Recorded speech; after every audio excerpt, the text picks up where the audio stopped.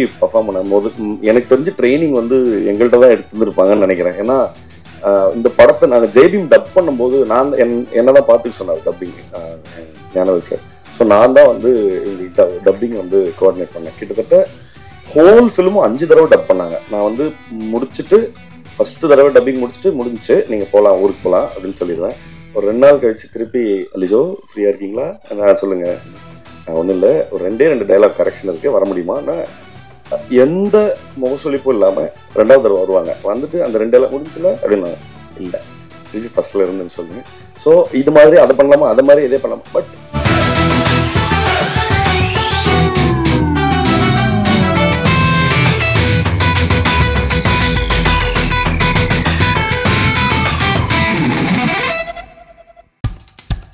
இப்போ நம்ம என்டர்டெயின்மெண்ட் ஆக போகுது பிளஸ். என்னது 5+ OTTs, 800+ blockbuster movies, அதுவும் 1+, 2+, 3+, multi+ languagesலயா? Exclusive movies, brand new web series, இன்ட்ரெஸ்டிங்கான ஷார்ட் மூவிஸ். வாவ், இதுல இவ்ளோ பிளஸ் இருக்கா? இதுல இருக்க ஒரே ஒரு மைனஸ், அதுவும் நமக்கு பிளஸ் தான். மத்த எல்லா OTT-யை விட மைனஸ் பிரைஸ்ல, அதுவும் ஒரு நாளுக்கு ₹1 தான். OTT Plus டவுன்லோட் பண்ணி நான் என் சந்தோஷத்தை பிளஸ் ஆக்கிட்டேன். அப்ப நீங்க OTT Plus, இது ஆல் இன் ஒன் ஆப். உடனே டவுன்லோட் பண்ணுங்க. OTT Plus, இதுல எல்லாமே பிளஸ். வணக்கம். அதே மாதிரி பத்திரிகை ஊடக நண்பர்களுக்கும் பெரியவங்களுக்கும் வணக்கம். இதுக்கு முன்னாடி பேசினவங்க டைரக்டர்ஸ் எல்லாருமே படத்தை பார்த்துட்டாங்க. அதனால அவங்களால படம் குறித்து தெளிவாக பேச முடிஞ்சுச்சு. என்னால் படம் பார்க்க முடியல. அதனால் படம் குறித்து பேசாமல் இந்த படத்தில் சம்மந்தப்பட்ட ஒரு சில நண்பர்கள் இருக்காங்க, அவங்கள பற்றி நான் பேசணும். முதல்ல ஜேபி சார் பற்றி பேசணும். 2014-15 நான் ஒரு படம் டைரக்ட் பண்ணியிருந்தேன் ஃபெஸ்டிவல்ஸ்க்காக. அந்த படம் வந்து பெங்களூரு ஃபிலிம் ஃபெஸ்டிவலில் ஸ்க்ரீன் ஆயிருந்தது, காம்படிட்டிவ் செக்ஷனில். அதே சமயத்தில் அவரோட படமும் அப்போது லென்ஸ் தான் வந்தாங்க சார். லென்ஸ் வந்து அப்போது காம்படிட்டிவ் செக்ஷனில். அப்போ மைசூரில் வந்து எல்லா ஃபெஸ்டிவல்லாம் முடிஞ்ச பிறகு எல்லா ஃபில்ம் மேக்கர்ஸ்க்கும் ஒரு டின்னர் வச்சுருந்தாங்க. சாருக்கு இந்த ஃபெஸ்டிவல் சினிமா மேலே இருக்கிற மோகமும், அதே சமயம் இந்த ஃபெஸ்டிவல் சினிமாவும் கமர்ஷியல் சினிமாவும் ஏன் வந்து இவ்வளோ பெரிய இடைவெளி இருக்குது, இதில் பிளெண்ட் இல்லைங்கிறதுக்கான அதீத கோபமும், அவர் கமர்ஷியல் கன்ஸ்டன்ஸுக்கு அடங்காத ஒரு மனுஷன் அப்படிங்கிறதுக்கு வந்து அவரோட ஃபில்மோகிராஃபி வந்து பெரிய ப்ரூஃப் தான். பட் நீங்கள் ஒரு 10 நிமிஷம் பேசுனீங்கன்னா போதும், அவர் இன்னும் நாங்கள் இதுக்கு முன்னாடி மீட் பண்ணுப்போம் சொல்கிறேன், அவர் தொடர்ந்து அவர் எடுத்துகிட்டு இருக்கிற சப்ஜெக்ட்ஸ் வந்து இப்போ சார் சொன்ன மாதிரி தான். இல்லை நான் வந்து இங்கே வேற ஒரு நோக்கத்துக்காக இங்கே வந்திருக்கேன் அப்படிங்கிறதுக்காக அதோட தன்னுடைய கொள்கையில வந்து அதீத பிடிப்போடு இருக்கிறாரு. அது தொடர்ந்து நிச்சயமா அதுக்கான ஆதரவு நம்ம கொடுக்க வேண்டியது நம்மளுடைய கடமைங்கிறது நான் இந்த இடத்துல பதிவு பண்ணணும்னு நினைக்கிறேன். ஏன்னா ரொம்ப ரேர் இப்படியான ஒரு ஃபில்ம் மேக்கரை நம்ம ஊர்ல கண்டெடுக்கிறது. ஸோ வாழ்த்துக்கள் சார் உங்களுக்கு முதல்ல. அண்ட் 2வது செங்கேனி பத்தி சொல்லணும். நான் இன்னமும் அவங்கள செங்கேனி தான் கூப்பிடுவேன். என்னன்னா நெல்சன் சார் சொன்னாரு நிறைய டேக்ஸ் போயிருக்கோம், ஆனா அவங்க எப்படி பர்ஃபார்ம் பண்ணும்போது எனக்கு தெரிஞ்சு ட்ரைனிங் வந்து எங்கள்கிட்ட தான் எடுத்துருப்பாங்கன்னு நினைக்கிறேன். ஏன்னா இந்த படத்தை நாங்கள் ஜெய்பீம் டப் பண்ணும்போது நான் என்னதான் பார்த்துக்க சொன்னார் டப்பிங் ஞானவேல் சார். ஸோ நான் தான் வந்து இவங்களுக்கு டப்பிங் வந்து கோஆர்டினேட் பண்ணேன். கிட்டத்தட்ட ஹோல் ஃபிலிமும் 5 தடவை டப் பண்ணாங்க. நான் வந்து முடிச்சுட்டு ஃபர்ஸ்ட் தடவை டப்பிங் முடிஞ்சுச்சு, நீங்கள் போகலாம், ஊருக்கு போகலாம் அப்படின்னு சொல்லிடுவேன். ஒரு 2 நாள் கழிச்சு திருப்பி அலிஜோ ஃப்ரீயாக இருக்கீங்களா, நான் சொல்லுங்கள், ஒன்றும் இல்லை, ஒரு 2 டைலாக் கரெக்ஷன் இருக்குது, வர முடியுமா? நான் எந்த முகசொலிப்பும் இல்லாமல் 2வது தடவை வருவாங்க. வந்துட்டு அந்த 2 டைலாக் முடிஞ்சுல அப்படின்னு இல்லை, திருப்பி ஃபர்ஸ்ட்ல இருந்துன்னு சொல்லுவேன். ஸோ இது மாதிரி அதை பண்ணலாமா, அதை மாதிரி இதே பண்ணலாமா. But the commitment that she had, talent அப்படிங்கிறது இன்னொரு பக்கம் இருந்தாலும் அவங்க கிட்ட இருந்த கமிட்மெண்ட் தான் நான் பார்த்து இன்ஸ்பயர் ஆகி இந்த மாதிரி வேலை செய்யணும். என்ன சொல்றதுன்னா, எந்த சாக்கு போக்கே சொல்லக்கூடாது, அதை முடிக்கணும்னா அதை முடிச்சிடும் அப்படிங்கிற இடத்துல வந்து லிஜோவுக்கு இருந்த அந்த கமிட்மெண்ட் தான் சார் சொன்ன மாதிரி அந்த டிரான்ஸ்ஃபர்மேஷன்ஸை தொடர்ந்து அவங்களுக்கு என்ன சொல்றது, அந்த டிரான்ஸ்ஃபர்மேஷன் அவங்களுக்கு பண்றதுக்கு மிக பக்கபலமா இருக்கிறது அவங்கள்ட்ட இருக்கிற கமிட்மெண்ட். வாழ்த்துக்கள் செங்கனி, நீங்க உயர போறது வந்து ரொம்ப பார்க்கறது அவ்வளோ சந்தோஷமா இருக்குது. வாழ்த்துக்கள், பொன்மனுக்கும் வாழ்த்துக்கள். இந்த படத்துல நடித்த நான் திரையில பார்த்து வியந்த நிறைய நடிகர்கள் இருக்காங்க. வினித் சார் மாதிரி, ரோஹிணி மேம் மாதிரி நிறைய பேர் வந்து இந்த படத்துல இருக்கிறாங்க. பார்க்கறதுக்கு ட்ரெய்லர் பார்க்கறதுக்கும் சாங்ஸ் பார்க்கறதுக்கும் அவ்வளோ ப்ராமிசிங்காக இருக்கு. மியூசிக் ரொம்ப நல்லா இருந்தது சார். 2 சாங்ஸும் ரொம்ப பிரமாதமாக இருந்தது. நெல்சன் சார் சொன்ன மாதிரி தான் இன்னைக்கு 15 வருஷமா எனக்கு இது என்னுடைய அண்டர்ஸ்டாண்டிங்கில் சொல்கிறேன். ஒரு 3ஆம் பாலினத்தை குயர் கம்யூனிட்டியில் இருக்கிற நிறைய பேரை வந்து நம்ம எப்படி அட்ரஸ் பண்ணுறோம் அப்படிங்கிறதே வந்து கொஞ்சம் கொஞ்சமாக மாறிட்டே இருக்குன்றதே நம்ம இன்னும் நல்ல நாகரிகம் அடைந்த ஒரு சிவிலைஸ்டு சொசைட்டியாக மாறிட்டு இருக்கோங்கிறதுக்கு எப்படி களத்தில் இருக்கிற ஆக்டிவிஸ்ட் வந்து எவ்வளோ முக்கியமோ அதுக்கேற்ற மாதிரியான சினிமாவும் அதுக்கான சரியான வேலையை செஞ்சுட்டு இருக்கு. அதில் இது காதல் என்பது பொது உடைமைங்கிற அந்த படமும் மிகப்பெரிய பங்கா இருக்கும், மிகப்பெரிய பதிவா இருக்கும். படம் வெற்றி பெற என்னுடைய வாழ்த்துக்கள். வணக்கம்.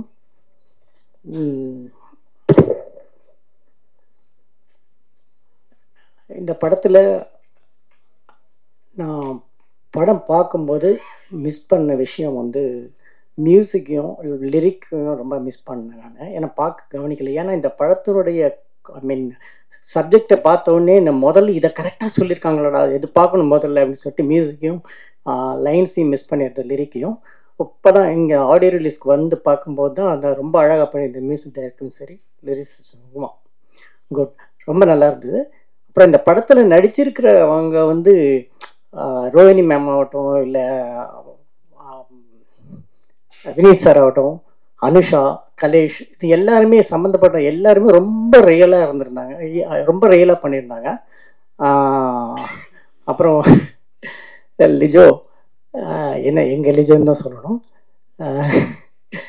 ஓகே, இப்போ நான் வந்து சிவப்பு மஞ்சள் பச்சை பண்ணும்போது வந்து ஒரு லோ மிடில் கிளாஸ் ஃபேமிலி ஆனால் ஒரு லுக் வேணும் அப்படின்னு சொல்லிட்டு மகேஷிண்ட பிரதிகாரத்தில் ஒரு சின்ன ரோலில் வந்துருந்தாங்க. அங்கேருந்து பிக்கப் பண்ணேன் நான் அவங்கள. அதுக்கப்புறம் பார்த்தீங்கன்னா திடீர்னு ஒரு ட்ரைபல் லுக்கில் ஜெய்பீமில் பண்ணாங்க. அதுக்கப்புறம் திடீர் பாப் கட் பண்ணிவிட்டு ஒரு மலையாளம் ஃபிலிமில் பார்த்தேன், இல்லை சாரி, ஒரு அப்பர் மிடில் கிளாஸ் ஃபேமிலியாக ஒரு படத்தில் பார்த்தேன் மலையாளம் மூவியில். அதுக்கப்புறம் அதுக்கு நான் விஷ் பண்ணி அனுப்ப ரொம்ப நல்லா பண்ணியிருந்தோம் அப்படிங்கும்போது I am really happy for you அப்படின்னு சொல்லும்போது அவங்க எழுதிருந்தது ஐ நோ இட் சார் அப்படின்னாங்க. That is our understanding. So Lijo, உங்கள் டிரான்ஸ்ஃபர்மேஷன் வந்து எனக்கு ரொம்ப ரொம்ப ரொம்ப பிடிச்சிருக்கு எனக்கு. கீப் இட் அப்மா, குட். அப்புறம் சில டைரக்டர்ஸ் இருக்காங்க, அதாவது மக்களுக்கு பிடிச்ச விஷயத்த அவங்களுக்கு பிடிச்ச மாதிரியே சொல்லிட்டு போயிடலாம், எதுக்குடா வம்பு அப்படின்னு எடுக்கிற டைரக்டர்ஸ் சில பேர் இருக்காங்க. சில டைரக்டர்ஸ் மட்டும்தான் வந்து தனக்கு பிடிச்ச விஷயத்த மக்களுக்கு பிடிச்ச மாதிரி சொல்லணும்னு சொல்லிட்டு ஒரு சோஷியல் ரெஸ்பான்சிபிலிட்டியோட எடுப்பாங்க. இன்னும் சில டைரக்டர்ஸ் இருக்காங்க என்னன்னா அதாவது அடுத்தவங்க எடுக்க தயங்குற இல்லைன்னா பயப்படுற விஷயத்த மட்டுமே எடுக்கிறது அப்படின்னு நினைச்சு கங்கணம் கட்டிட்டு எடுக்கிற டைரக்டர்ஸ். அப்படி ஒரு டைரக்டர் தான் ஜெயபிரகாஷ். ஸோ இவருடைய லென்ஸ் ஆகட்டும் சரி, இல்லை தலைக்கூத்தாலும் சரி, இந்த படமும் சரி, போல்ட் அட்டம், சாரி நெல்சன், இந்த போல்டுன்னு வார்த்தை சொல்றதுக்கு ரீசன் என்ன அப்படின்னா அதான், அதாவது நம்ம உண்மையை பேசின உண்மையே மனசு சந்தோஷப்படுற அளவுக்கு சமூகம் மலினப்பட்டு போயிருக்கிறது அப்படின்னு ஜெயமோகன் எழுதினாரு. நம்ம உண்மையை பேசின உடனே மனசு சந்தோஷப்படுது. ஏன் சந்தோஷப்படுது? சொசைட்டி அப்படி இருக்கு. ஆனா உண்மையை பேசணுங்கிறது தான் நம்ம இதே. ஸோ அது மாதிரி இப்போ இந்த மாதிரி ஒரு கமர்ஷியல் லுக் தேவைகளோட படம் வந்துட்டு இருக்கும்போது இப்படி ஒரு அட்டம்ப்ட் வந்து ஒரு போல்ட் அட்டம்ப்ட்னு தான் மறுபடியும் பேச வேண்டியிருக்கு. Sorry Nelson. ஸோ ரொம்ப முக்கியமான ஒரு படங்க இது. ஒரு பெரிய டிஸ்கஷனை ஸ்டார்ட் பண்ணி போகுது. ஒரு சரி சென்சேஷனல் மூவி. ஜெயபிரகாஷ், இந்த விஷயத்தை, இந்த இவ்வளோ முக்கியமான விஷயத்தை நீங்கள் எடுத்துக்கிட்டு ஜெயிச்சிருக்கீங்க. தனஞ்சயன் சார், நீங்களும் கண்டிப்பாக அதில் ஜெயிப்பீங்க. வாழ்த்துக்கள். எனக்கு நான் என்னெல்லாம் சொல்லணும்னு நினைக்கிறேன், ஆனால் ஒரு பதட்டமாக உட்காந்துட்டு இருக்கேன். நான் அது எப்படி சொல்கிறது, எனக்கு ரொம்ப பேச வராது. அவர் எல்லாத்தையுமே சொல்லிட்டாரு. நான் இந்த படத்தை ஒரு 10 நாளைக்கு முன்னாடி பார்த்தேன். முதல்ல எல்லாருக்கும் வணக்கம், மன்னிச்சிருங்க. நான் படத்தை ஒரு 10 நாளைக்கு முன்னாடி பார்த்தேன். நான் எந்த எக்ஸ்பெக்டேஷனும் இல்லாமல் தான் பார்த்தேன். சரவணன் எனக்கு ரொம்ப ஃப்ரெண்டு, எனக்கு நிறைய ஹெல்ப் பண்ணியிருக்காரு சரவணன். நான் இந்த ஒரு ஹெல்ப் கூட பண்ணலண்ணா எப்படின்ற மாதிரி தான் போனேன். படம் பார்த்து முடித்ததுக்கப்புறமா எனக்கு ரொம்ப மரியாதை வந்துருச்சு அந்த டீம் மேலே. ஏன்னா ஒரு விஷயத்தை எடுத்து அதை எவ்வளோ ஜென்யூனாகவும் எவ்வளோ பொறுப்புணர்ச்சியோடையும் பண்ண முடியுமோ அவ்வளோ கரெக்டாக பண்ணியிருக்காங்க.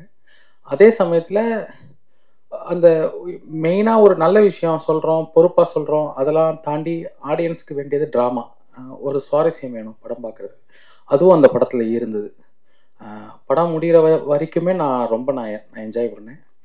எல்லாரோட ஒர்க்குமே ரொம்ப நல்லா இருந்தது. நடித்தவங்க, மியூசிக், சினிமோட்டோகிராஃபி, எடிட்டிங் எல்லாமே நல்லா இருந்தது. ஒரு ஹோல்சமாக ரொம்ப நல்ல படம், அருமையான படம். டீமுக்கு என்னோட வாழ்த்துக்கள். நான் அந்த ஷோவில் நான் ரொம்ப கவனித்த விஷயம் என்னென்னா, க்யூர் கம்யூனிட்டியிலேருந்து நிறையா பெண்கள் வந்திருந்தாங்க. அவங்களாம் ரொம்ப சந்தோஷப்பட்டாங்க. பரவாயில்ல, நம்மளோட விஷயத்த ஒருத்தவங்க படமாக எடுத்திருக்காங்களே அப்படின்னு. ஏன்னா யாருமே பேச கூச்சப்பட்டுக்கிட்டே இல்லை, பேச தேவையில்லைன்னு அவாய்ட் பண்ணுற விஷயத்த ஒருத்தவங்க முன்னாடி வந்து படமாக எடுக்கும்போது அவங்க ரொம்ப சந்தோஷப்பட்டாங்க. அவங்களோட ஃபேஸை பார்க்கும்போது தான் எனக்கு ரொம்ப சந்தோஷமாக இருந்தது. அப்புறம் சாங்ஸ், இந்த 2 சாங்ஸ் எனக்கு ரொம்ப பிடிச்சிருக்கு. அந்த தீயாய் மோதும் கண்கள், அந்த வரிகள், அந்த பாட்டெலாம் ரொம்ப அருமையாக இருக்குது. டீமுக்கு என்னோட வாழ்த்துக்கள். படத்தை ரிலீஸ் பண்ணுற தனஞ்சயன் சாருக்கு என்னோட நன்றிகள். காரணம், அவங்க பேசுறது தெளிவாக எல்லாருக்கும் கேட்கணும். என் மேடையில் பேசுகிறவங்களுக்கு இந்த நச சத்தம் ரொம்ப இரிட்டேட்டிங்காக இருக்கும். அதனால் உங்களுடைய ஒத்துழைப்பை நான் வேண்டுறேன் பேசுறதுக்கு முன்னாடி. நன்றி. ஒரு நாள் கொத்து படம் முடிஞ்சதும் எனக்கு சினிமாவிலேருந்து வந்த முதல் கால் வந்து தனஞ்சயன் சார்டன் தான். எனக்கு என்ன ஆச்சரியன்னா, நேற்று ஃபோன் பண்ணும்போது எல்லா இன்டர்வியூலையும் உட்காந்துருக்காரு, எல்லா படத்தோட ஆடியோ லான்ச்சுக்கும் போகிறாரு, படமும் ரிலீஸ் பண்ணுறாரு. 24 ஹவர்ஸில் அவரோட டைம் டேபிளை நான் ஃபாலோ பண்ணணுன்னு ரொம்ப ஆசையாக இருக்கேன். முடிஞ்சால் இன்ஸ்டாகிராமில் ஒரு பேஜ் ஆரம்பிச்சு எங்களுக்கு நீங்கள் காலையிலேருந்து எப்படி சினிமாவில் இயங்குறீங்க அப்படின்னு சொன்னீங்கன்னா அதை புரிஞ்சுக்கிறதுக்கு எங்களுக்கு கொஞ்சம் வசதியாக இருக்கும். ஊடக நண்பர்களுக்கு வணக்கம், மேடையில் இருக்கக்கூடிய எல்லாருக்கும் வணக்கம். இந்த படம் வந்து என்னுடைய நண்பர் ஸ்ரீ சரவணன் அவர் டிஓபி பண்ணியிருக்காரு. இந்த படத்தில் எதாச்சும் ஒரு 10 நாளைக்கு முன்னாடி இந்த படம் பார்க்கறதுக்கு என்னை கூப்பிட்டாங்க. அங்கங்கே போஸ்டர் பார்த்துருக்கேன், ஜேபி சாரோட லென்ஸ் பார்த்துருக்கேன், தலைப்புதல் நான் இன்னும் பார்க்கல. அப்புறம் இந்த படத்தில் நடிக்கிற அனுஷா என்னோட ஃப்ரெண்டு, ஸ்ரீ சரவணனோட ஃப்ரெண்டு, அப்புறம் உமாதேவி அவங்க என் கூட ஒர்க் பண்ணுறவங்க, அவங்க என்னோட ஃப்ரெண்டு. ஸோ இவங்கெல்லாம் இருக்கிறதுனால இந்த படத்தை மேலே ஒரு கூடுதல் அன்பு அப்படின்னு இந்த படத்தை போய் நான் பார்த்தேன். இந்த படம் பார்த்துட்டு வீட்டுக்கு போகும்போது எனக்கு பல விஷயங்கள் ஞாபகத்துக்கு வந்துச்சு. ஒரு 10-15 வருஷத்துக்கு முன்னாடி மில்க் அப்படின்னு சொல்லி ஒரு படம் ஆங்கிலத்தில் ஷான் பென் பண்ணார், கஸ் வான் சாண்ட் டைரக்ட் பண்ணார். அது யாரை பற்றின படம் எதுவுமே தெரியாமல் ஒரு ஷான் பென் ஃபேனாக நான் அந்த படத்துக்கு போகிறேன். அப்போ அந்த படத்துக்குள்ளே போகும்போது அமெரிக்காவில் ஒரு ஹோமோசெக்சுவல் முதல் முறையாக ஒரு அரசு பதவிக்கு வந்த ஒரு கதையை அந்த மில்க் திரைப்படத்தின் மூலமாக எனக்கு ப்ரெசென்ட் பண்ணாங்க. அந்த படம் பார்த்ததோ எனக்கு என்னென்ன தோணுச்சுங்கிறத நான் சொல்கிறேன். அடுத்தது பார்த்தீங்க அப்படின்னா, blue is the warmest colour அப்படின்னு சொல்லிட்டு கான்ல அதிகமாக செலிப்ரேட் பண்ண படம், ஒரு படம் பாப்புலர் ஆச்சு. ஸோ அந்த படமும் நான் பார்க்குறேன். அந்த படத்தில் நடித்த நடிகை லீசிடு வந்து என்னுடைய மிக ஃபேவரட்டான ஒரு ஆக்டர். அவங்கக்கிட்ட ஒரு இன்டர்வியூவில் சில கேள்விகள் கேட்கப்படுது இந்த ஹோமோசெக்சுவல் ரிலேஷன்ஷிப்பை பற்றி. அதுக்கு அவங்க சொன்ன பதில்களும் எனக்கு சில ஆச்சரியங்களை தந்தது. நம்ம எல்லாருமே வந்து ஒரு சோஷியல் கன்ஸ்ட்ரக்ட்குள்ளே மாட்டிகிட்டு இருக்கோம் அப்படிங்கிறது நமக்கு தெரியும்னு நினைக்கிறேன். அந்த சோஷியல் கன்ஸ்ட்ரக்ட் எப்படி உருவாகுது அப்படின்னா, மதமோ ஜாதியோ இல்லை அடுத்தடுத்த விஷயங்களோ இல்லாமல் சம்பிரதாயங்களும் சட்டதிட்டங்களும் நம்மளுடைய ப்ராக்டிசஸ் நம்மளை ஒரு சுழலுக்குள்ள ரொம்ப ஸ்ட்ராங்காக இழுத்து இயக்கிட்டு இருக்குன்னு நான் சொல்லுவேன். அந்த சோஷியல் கன்ஸ்ட்ரக்ட் உருவானதுக்கான காரணம் நீங்கள் ஆரம்பிச்சு போனீங்கன்னா, பின்னாடி போயிட்டே இருந்தீங்கன்னா, அது ரொம்பவும் ஒரு சில்லறைத்தனமான கேள்வி கூட கேட்க தேவையில்லை, அந்த அளவுக்கு நமக்கு ஈஸியாக புரியக்கூடிய ஒரு விஷயமா தான் அந்த சோஷியல் கன்ஸ்ட்ரக்ட் அப்படிங்கிறது இருக்கும். இது இப்படி உருவானதுக்கான காரணம் அப்படின்னு சொல்லிட்டு, இப்போ அமெரிக்காவில் இருக்கட்டும் இல்லை ஐரோப்பாவில் இருக்கட்டும், இப்போ சமீபத்தில் ஒரு வருஷத்துக்கு முன்னாடி தாய்லாண்டில் வந்து சேம் செக்ஸ் மேரேஜை வந்து லீகலைஸ் பண்ணியிருக்காங்க. இல்லை நம்மளுடைய South Asian nations or South East Asian நேஷன்ஸாக இருக்கட்டும், இன்னைக்கு அதிகமாக குவேர் கம்யூனிட்டி பற்றின ஒரு விழிப்புணர்ச்சி ஏற்படுவதற்கு காரணமாக இருப்பது கலையும் திரைப்படங்களும். அந்த வகையில் இந்த டீமுக்கு என்னுடைய முழு மரியாதையும் அன்பும். ஏன்னு கேட்டிங்க அப்படின்னா, இங்கே ஒரு ஆக்ட் ஆஃப் லவ்வை தொடர்ந்து பல ஆண்டுகளாக கொச்சைப்படுத்தும் வேலைகள் நடந்துட்டு இருக்கு. ஒரு வகையில இந்த மாதிரி வந்து சேம் செக்ஸ் ரிலேஷன்ஷிப், அது லெஸ்பியனா இருக்கட்டும் இல்லை கேவா இருக்கட்டும் இல்லை LGBTQ AI++ கம்யூனிட்டியோடைய எந்த ஒரு ஸ்பெசிஃபிக் ரிலேஷன்ஷிப்பை எடுத்தாலுமே சரி, அதை ஒரு அவங்களோட ப்ராக்டிஸ் பண்றதுல நமக்கு பிரச்சனை இருக்காது. பாத்தீங்கன்னா சமூகத்துல அவங்களோட லவ்ல உங்களுக்கு பிரச்சனை இருக்காது. ஆனா அதோடைய செக்ஷுவாலிட்டியில உங்களுக்கு ஒரு கூச்சமும் ஒரு கிண்டலும் இருக்கும். இந்த படத்துல அதை முழுவதுமாக இல்ல பிரதானமான அளவுல அதை தவிர்த்துட்டு உணர்வுகளுக்கு அதோடைய சென்சிட்டிவிட்டிக்கும் அதனுடைய யதார்த்த தன்மைக்கும் உண்மைக்கும் அதிகமான இடமளித்திருக்கிறார் ஜேபி. ஜேபியோட லென்ஸ் நான் பார்த்திருக்கேன். தமிழ் சினிமாவோட சூழல்ல மெயின் வணிகத்து சார்ந்த படங்கள், குடும்பஸ்தன் வந்து பெரிய வெற்றி ஆயிருக்கு. தமிழ் சினிமா அப்பப்போ ஒருத்தரை தத்தெடுக்கும். சிவாவை தத்தெடுத்தது, சேதுவை தத்தெடுத்தது, அப்புறம் இப்போ மணிகண்டனை தத்தெடுத்துட்டு இருக்கு. Is our middle class poster boy. ரொம்ப சந்தோஷமா இருக்கு. ஹீரோ மாதிரியே இருக்காது, பக்கத்துல போனீங்கன்னா நம்ம ஃப்ரெண்டு மாதிரி இருப்பாப்ல. ஸோ இந்த மாதிரி வணிக சினிமாவுக்கு இங்கே சிவப்பு கம்பளம் அதிகமா விரிக்கப்படும். அதுக்கு பின்னாடி ஒரு பெரிய உழைப்பு இருக்கு, அது நான் இல்லைன்னு சொல்ல முடியாது, அவருக்கு புரியும். குடும்பத்தினை பத்தி தப்பா பேசினவங்க நிறைய பேர் என் காதுல நான் கேள்விப்பட்டிருக்கேன். அந்த படம் இன்னைக்கு ஜெயிக்கும் போது சந்தோஷமா இருக்கு. ஏன்னா ஆடியன்ஸ் எப்பவுமே தெளிவா இருக்காங்க. அவங்க எதை கன்சியூம் பண்ணணும், எது நல்லா இருக்குன்னு அவன் தான் முடிவு செய்யணும்னு நினைக்கிறாங்க. இன்னைக்கு இருக்கக்கூடிய இந்த ஆன்லைன் ரசிகர்கள் விமர்சன சூழல்ல ஒரு பெரும் பகுதியான ஆடியன்ஸை வந்து படம் பார்க்க விடாம நாம தடுக்கிறோம்னு நான் நினைக்கிறேன். இந்த விமர்சனங்கள் எப்படி இருக்குதுன்னா பெரும்பான்மையா தன்னுடைய தனிப்பட்ட ஒரு ஒப்பீனியனா இருக்கு. நான் பேசுறேனே, போன் பேசுறேனே, கொஞ்சம் வெளில போய் பேசுங்கண்ணே, தேங்க்ஸ். தனிப்பட்ட விருப்பத்தையும் தனிப்பட்ட எண்ணங்களையும் தனிப்பட்ட காழ்ப்புணர்ச்சிகளையும் உள்ள பிரதிபலிக்கக்கூடிய விமர்சனமா இருக்கு. இது என்ன பண்ணுதுன்னா இதை வச்சு ஒரு ஆடியன்ஸ் ஒரு ஒப்பீனியன் ஃபார்ம் பண்றான். சோசியல் கன்ஸ்ட்ரக்டுடைய ஒரு ஸ்மாலஸ்ட் ஃபார்ம் தான் வந்து இப்ப நான் உங்களுக்கு சொல்றேன். ஆடியன்ஸ் அதிகமா வந்து தியேட்டர்ல படத்தை சாம்பிள் பண்றதுக்கான சூழலை இங்க இருக்கக்கூடிய எல்லாரும், நம்ம எல்லாரும் தான் ஸ்டேக் ஹோல்டர்ஸ், நம்ம வந்து உருவாக்கணும். ஏன்னு கேட்டீங்கன்னா இப்ப ஜேபி மாதிரி ஒரு இயக்குனர் இது வந்து ஒரு எல்லாம் போல்டு அட்டெம்ப்ட், அப்புறம் வந்து போல்டா நடிச்சிருக்காங்க, அப்புறம் போல்டா பேசுறாங்க அப்படின்னு ஒரு சூழ்நிலை இருக்கு. அது ரொம்ப ஒரு ஒரு ஒரு பிற்போக்கான சிந்தனை, அது ரொம்பவும் பிற்போக்கான சிந்தனை. அதாவது நம்மளுடைய சக மனிதன் ஒரு சில ஆண்டுகளுக்கு முன்னாடி கத்தோலிக்க திருச்சபை சபையுடைய போப்பாண்டவர் ஒரு ஒரு ரீல்ல பேசும்போது, இன்டர்வியூல பேசும்போது என்ன சொல்றாரு, அவர் வந்து ஒரு ஹோமோசெக்சுவல் ரிலேஷன்ஷிப்பை சப்போர்ட் பண்றாரு. அவர் என்ன சொல்றாருன்னா, சக மனிதனை நேசிங்கிறது என்னுடைய அடிப்படை, அந்த அடிப்படையில இதை நான் முழுவதுமாக ஆதரிக்கிறேன் அப்படிங்கிறாரு. இப்ப எங்களுக்கு தேவை உங்களுடைய ஆதரவு கிடையாது, சப்போர்ட். நீங்க எங்களோட சிம்பத்தைஸ் பண்ண வேண்டாம், ஆனா எங்களை நீங்க சப்போர்ட் பண்ணுங்க. எதுக்கு சப்போர்ட் பண்ணணும்? To have a normal life like how other people live in the society.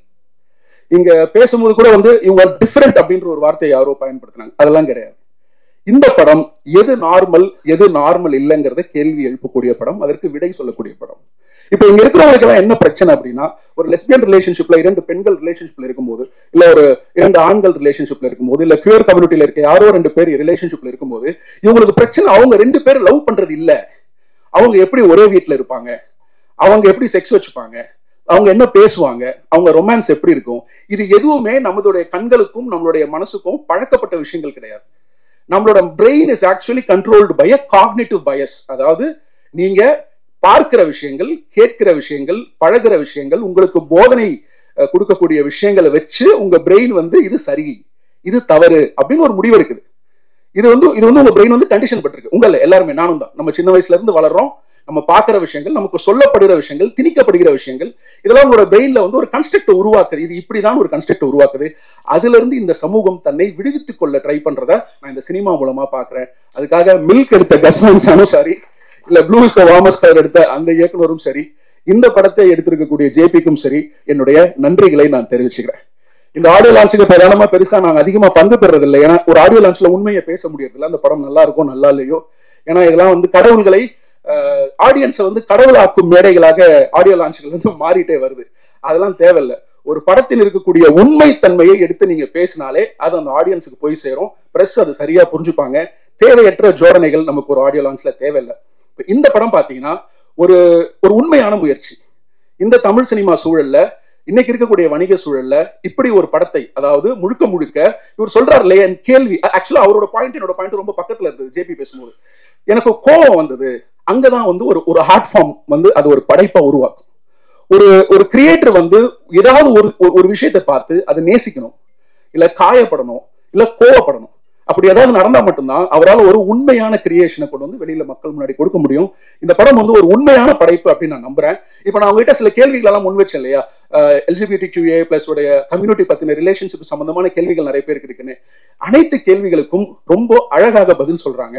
அவர் சென்சுவாலிட்டியை விரும்பல, ஆனா அதே நேரம் அழகியலோடையும் ஏஸ்தட்டிக்ஸோடையும் பொறுப்போடையும் நிதானத்தோடையும் இந்த படத்தை வந்து அவர் அணுகியிருக்காரு. ஸோ அதுக்கு ஜேபிக்கு வந்து முழு வாழ்த்துக்கள். Quickly about the cast and crew, Nijamol உங்களோட படங்கள் எல்லாமே நான் பார்த்துருக்கேன். இந்த படத்தை நீங்க கேரி பண்ண விதம் வந்து எனக்கு ரொம்ப சந்தோஷமா இருந்துச்சு. ஏன்னு கேட்டீங்கன்னா இந்த டைரக்டரோட ஆர்ட் ஃபார்ம்ல is gone for longer shots. அப்புறம் டெஃபினெட்லி நிறைய டேக்ஸ் நடந்திருக்கும். 2-3 ஆர்டிஸ்ட் மட்டும்தான். கேமராமேன் சைடில் நிறைய சேலஞ்சஸ் இருக்கும், மற்ற ஆர்டிஸ்ட் சைடில் சேலஞ்சஸ் இருக்கும். ஒரே லென்த்தி ஷாட் ரொம்ப நேரம் போகும்போது நிறைய ஆர்டிஸ்ட் கோஆர்டினேட் பண்ணி நடிக்கணும். அப்போ பல வாட்டியும் ஒவ்வொரு வாட்டி எத்தனை டேக் போனாங்கன்னு தெரியல. ஒவ்வொரு வாட்டியும் அந்த பெர்ஃபார்மன்ஸோட இன்டென்சிட்டி இருக்குல்ல, அதோட ப்ரெசிஷன், துல்லியம் வந்து ரொம்ப அழகாக அவங்க எக்ஸ்பிரஸ் பண்ணியிருந்தாங்க. எஸ்பெஷலி அவங்களுடைய கண்கள். ஏன்னா இது நம்ம திரையில பார்க்காதது. பல விஷுவல்ஸ் வந்து உங்களுக்கு பார்த்தீங்கன்னா சின்ஸ் நம்மளுடைய பிரெயின் வந்து அதுக்கு பழக்கப்படாததுனால, நம்ம இது வரைக்கும் திரையில அதை பார்க்காததுனால அதுக்கு எப்படி ரியாக்ட் பண்றதுன்னு தெரியாம நிறைய பேர் இந்த படம் பார்க்கறதுக்கான வாய்ப்புண்டு. அது நார்மலா இது என்னன்னு ஒரு குழப்பம் வரதுக்கு வாய்ப்புண்டு. இந்த படம் பார்க்கும்போது படம் முடிகிற வரைக்கும் நீங்க எதுவும் ஜட்ஜ் பண்ணாதீங்க, எதுவுமே ஜட்ஜ் பண்ணாதீங்க. படம் முடிஞ்சதுக்கு அப்புறம் உங்களுக்குள்ள பல கேள்விகளுக்கு பதில் கிடைக்கும், கொஞ்சம் யோசிங்க. ஸோ இந்த படம் வந்து தமிழ் சினிமாவின் ஒரு முக்கியமான முயற்சியை நான் பார்க்குறேன். இந்த படத்துல நடிச்சிருக்கிற அனைத்து நடிகர்களும் சிறப்பாக நடிச்சிருக்காங்க. அனுஷா ரொம்ப நல்லா நடிச்சிருக்காங்க. பாட்டு ரொம்ப பிடிச்சிருக்கு. கண்ணன் சாருடைய அந்த பாட்டு ரொம்ப பிடிச்சிருக்கு. அவங்க உமாதேவியனுடைய ஃப்ரெண்டு ரொம்ப அழகான வரிகள் எழுதியிருக்காங்க. ஏதோ ஒரு விஷயம் ஸ்பெஷலா இருக்கு இந்த பாட்டுலன்னு பார்க்கும்போது விஷுவலை பார்த்து எழுதினாங்கிறது எனக்கு இப்பதான் தெரிஞ்சது. அப்புறம் அந்த தம்பியும் ரொம்ப நல்லா நடிச்சிருக்காரு. அனைத்து டெக்னீஷியன்ஸ் அண்ட் காஸ்ட் இந்த படத்துல ஒரு சின்சியரான எஃபர்ட்டை கொடுத்துருக்காங்க. அவங்களுக்கு நம்மளுடைய அந்த 1.5-2 மணி நேரம் டைம் கொடுக்கறது முழு தகுதின்னு நான் நினைக்கிறேன். இந்த வாய்ப்புக்கு நன்றி. தேங்க்யூ.